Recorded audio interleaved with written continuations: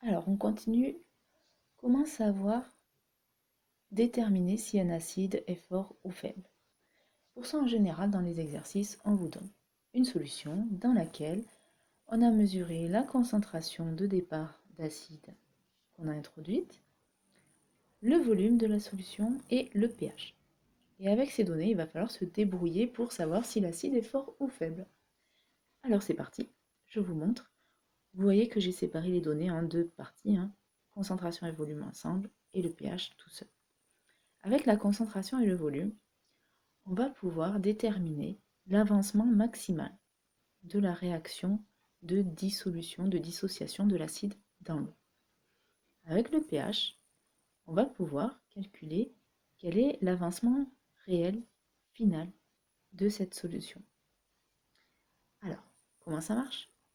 Eh bien, il va d'abord falloir écrire l'équation de dissolution de l'acide dans l'eau. Donc, ça, vous avez appris à le faire normalement précédemment. AH plus H2O donne A- plus H3O+. Ce sera toujours comme ça. Vous voyez que je ne sais pas si l'acide est fort ou faible, mais comme je veux calculer l'avancement maximal, je vais mettre une flèche comme s'il était fort. Grâce à cette réaction, je vais pouvoir tracer le tableau d'avancement. Alors je le fais vite fait.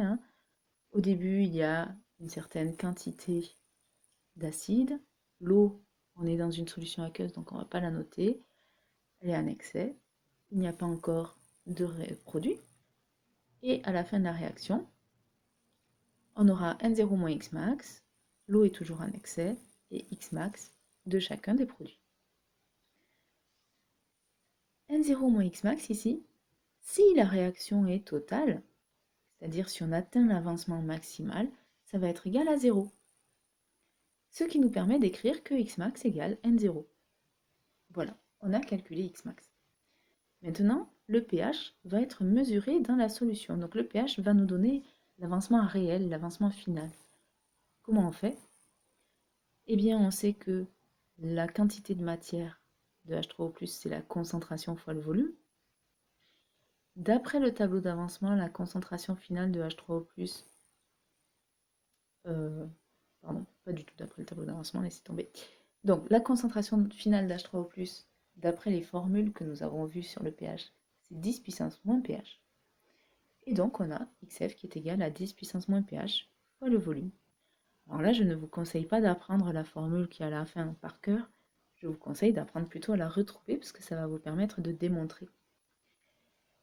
Alors, vous avez trouvé Xmax et Xf. Maintenant, comment savoir si l'acide est fort ou faible? C'est très simple. Si les deux valeurs sont égales, Xmax égale Xf, alors c'est un acide fort. Il a été totalement dissocié, tout correspond. Si Xmax est plus grand que Xf, alors c'est un acide faible, puisqu'il n'a pas été complètement dissocié. La réaction n'était pas totale. Voilà, c'est terminé pour cette méthode. Elle n'est pas très compliquée, mais il faut connaître les étapes pour s'en sortir. S'il vous reste des questions ou que vous avez besoin de vous